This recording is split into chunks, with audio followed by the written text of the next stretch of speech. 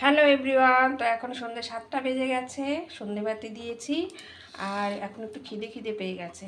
তো চা খেতে ইচ্ছে করছে না আজকে, তো ভাবলাম অন্য কিছু একটু বানাই, মুখরোচক কিছু। তো আলু সিদ্ধ বসিয়ে দিয়েছি, ব্রেড আছে দুটো, আর পেঁয়াজ কুচি, টমেটো কুচি, ধনে পাতা কুচি এগুলো সব কেটে রেখেছি। এটা দিয়ে একটা কিছু বানাবো, মানে চপের মতো আর কি বানাবো। তারপর এই যে বড় মেয়ে গেছে পড়তে, ও আসুক, তো বড় মেয়ে, ছোটো মেয়ে আর আমি মিলে খাবো। হাজব্যান্ড তো নেই, ডিউটি গেছে, অনেক রাতে আসবে। তো চলো কি বানানো যায় দেখি, তারপর তোমাদের সাথে শেয়ার করছি। এই দেখো এখানে পেঁয়াজ কুচি,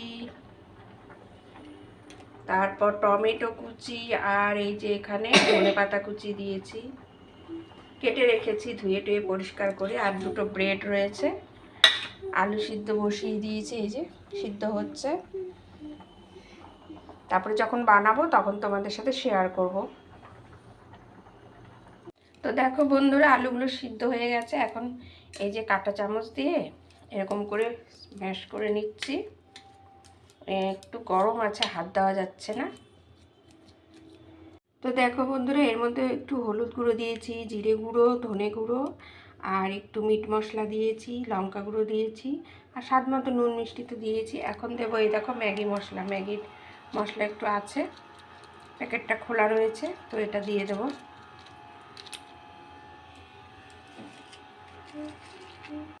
আর এই টমেটো কুচি, লঙ্কা কুচি, লঙ্কা নয়, লঙ্কা দিইনি কারণ ছোটো মেয়ে খেতে পারবে না, ঝাল লাগবে। তো সব কিছু দিয়ে দিলাম, যেগুলো কেটে রেখেছিলাম, ধনে পাতা কুচি, টমেটো কুচি, পেঁয়াজ কুচি। ব্রেডটা হাত দিয়ে আমি গুঁড়ো গুঁড়ো করে দিচ্ছি, একটা বাইন্ডিংয়ের কাজ করবে। তারপর সবগুলো একসাথে আমি মাখবো।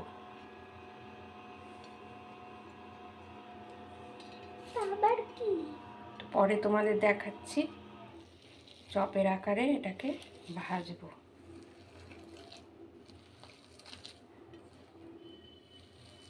তো চলো, এক হাত দিয়ে ভিডিও করছি আর এক হাত দিয়ে আমি মাখছি, মেখে টেখে তারপরে তোমাদের দেখাচ্ছি।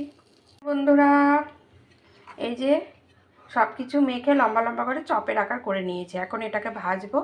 এই যে কড়া বসিয়ে দিয়েছি, তেল গরম হচ্ছে, তারপর ভেজে তোমাদের দেখাচ্ছি। কেমন হবে আমি জানি না, তো ফার্স্ট করছি। তিনটে দিয়ে দিয়েছি, দেখো এখন আস্তে আস্তে ভাজতে হবে, এটা চপের মতো হবে। কর্নফ্লাওয়ারে গোলা করে